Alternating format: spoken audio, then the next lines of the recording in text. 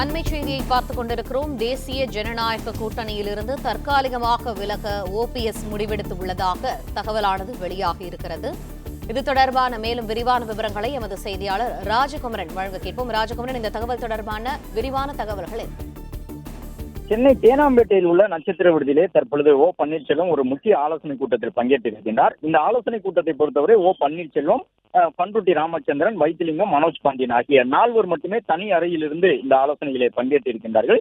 இதில் ஒரு முக்கியமான முடிவினை ஓ பன்னீர்செல்வம் எடுக்க இருப்பதாகவும் அதன் பிறகு 12:30 மணியளவில் செய்தியாளர் சந்திப்பின் வாயிலாக அந்த முடிவினை ஓபிஎஸ் அறிவிக்க இருப்பதாகவும் அவருடைய ஆதரவாளர்கள் தெரிவித்திருக்கின்றார்கள்.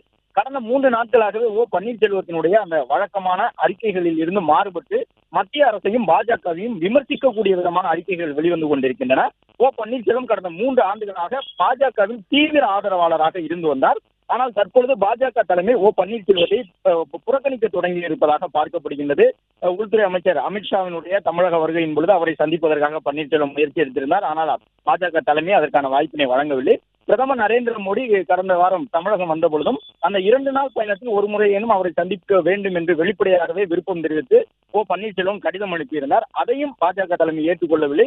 இவ்வாறு பிரதமர் நரேந்திர மோடி, உள்துறை அமைச்சர் அமித்ஷா உள்ளிட்டவர்களை சந்திப்பதற்கான வாய்ப்பை கூட பன்னீர்செல்வத்திற்கு வழங்காத நிலையில் அடுத்த கட்டமாக அரசியலில் சில அதிரடி முடிவுகளை எடுப்பதற்கு பன்னீர்செல்வம் தயாராகி இருப்பதாக அவருடைய ஆதரவாளர்கள் தெரிவித்திருந்தார்கள். அதற்கான அறிகுறியாகத்தான் இன்று காலை கூட ஒரு அறிக்கை வெளியிட்டிருந்தார். கடம்பூர் ராஜு அவர்கள், முன்னாள் முதலமைச்சர் ஜெயலலிதா அதிமுக கூட்டணியிலிருந்து விலகுவதாக 1999 எடுத்த ஒரு முடிவு வரலாற்று பிழையாகிவிட்டது என்பதாக பொருள்படக்கூடிய விதமாக பேசியிருந்தார். அதனை கடுமையாக விமர்சித்து அறிக்கை வெளியிட்டிருக்கக்கூடிய பன்னீர்செல்வம், பாஜகவிடமிருந்து 99 ஜெயலலிதா அவர்கள் விலகுவதாக எடுத்த முடிவுதான் 2001 ஜெயலலிதா ஆட்சி அமைப்பதற்கு காரணமாக அமைந்தது என்று சொல்லியிருந்தார். அதாவது பாஜகவை விட்டு விலகியதால் தான் அதிமுக ஆட்சி அமைக்க முடிந்தது என்று பன்னீர்செல்வம் சொல்லியிருந்தார். அது மட்டுமல்லாமல் பாஜகவிடமிருந்து விலகுவதாக ஜெயலலிதா எடுத்த முடிவு வரலாற்று பிழை அல்ல, அது ஒரு வரலாற்று புரட்சி என்ற ஒரு கருத்தையும் பன்னீர்செல்வம் கூறியிருந்தார். எனவே தற்பொழுது நடைபெறக்கூடிய இந்த ஆலோசனை கூட்டத்தின் நிறைவிலே ஓ பன்னீர்செல்வம் பாஜகவுடனான, அதாவது தேசிய ஜனநாயக கூட்டணியிலிருந்து தற்காலிகமாக விலகுகின்றோம் என்ற ஒரு முடிவினை எடுத்து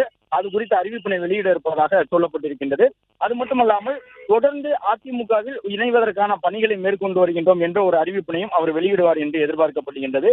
தனிக்கட்சி அல்லது தனிக்கட்சி தொடங்கி தாவேகா உள்ளிட்ட கட்சிகளுடன் கூட்டணி அமைக்க வேண்டும் என்ற விருப்பத்தை ஓ பன்னீர்செல்வத்தினுடைய ஆதரவாளர்கள் தொடர்ந்து கூறி வந்தாலும் தற்பொழுது நீதிமன்றத்திலே ஒரு சில வழக்குகள் இன்னும் நிலுவையில் இருக்கின்றன. ஓ பன்னீர்செல்வம் அதிமுக தொடர்பாக தொடுத்திருக்கக்கூடிய வழக்குகள். எனவே சட்டப்பூர்வமாகவும் அதுபோன்ற முடிவை, தனிக்கட்சி போன்ற முடிவை எடுத்தால் அது பின்னடைவை ஏற்படுத்திவிடும் என்பதால் தொடர்ந்து அதிமுகவில் ஒருங்கிணைவதற்கான ஒரு வாய்ப்பையே தான் எதிர்பார்த்து காத்திருப்பதாக ஏற்கனவே கடந்த வாரத்தில் புரட்சிவாக்கத்தில் நடைபெற்ற கூட்டத்தின் நிறைவில் அவர் சொல்லியிருந்தார். அதே ஒரு கருத்தை தான் இன்றும் கூறுவார் என்று எதிர்பார்க்கப்படுகின்றது. ஓ பன்னீர்செல்வம் தொடர்ந்து தமிழகத்திலே தேசிய ஜனநாயக கூட்டணியினுடைய தீவிர ஆதரவாளராக, பாஜகவினுடைய தீவிரமான விசுவாசியாக இருந்து வந்த நிலையில் தற்பொழுது ஏற்பட்டிருக்கக்கூடிய இந்த அரசியல் மாற்றத்தின் காரணமாக தேசிய ஜனநாயக கூட்டணியிலிருந்து அவர் விலகுவதான முடிவினை இன்று ஒரு தற்காலிக முடிவாக இதை நாங்கள் எடுத்திருக்கின்றோம் என்ற அறிவிப்பினை வெளியிடுவார் என்று எதிர்பார்க்கப்படுகிறது.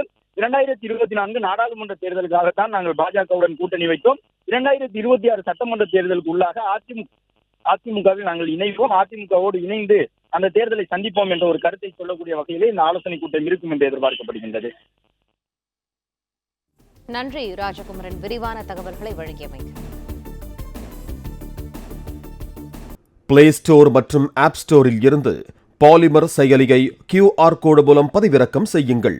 செய்திகளை உடனுக்குடன் பெறுங்கள்.